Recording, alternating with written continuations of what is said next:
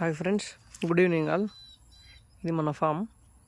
ఇన్ని రోజులు బయట ఇది లేకుండే, ఈరోజే కట్టినాం. ఎందుకంటే మా అన్న వచ్చిండే మన దగ్గరికి వచ్చి, అరే నీకు ఒక రూమ్లో టీవీ ఇచ్చేసి ఇంటర్నెట్, స్మార్ట్ ఫోను, తిండి, మటన్, చికెన్ అన్నీ ఇచ్చేసి కంటిన్యూగా ఒక 1 month 2 months ఉంటావారా ఆ రూమ్ లాంటి ఉండలేనన్నా అని చెప్పిన.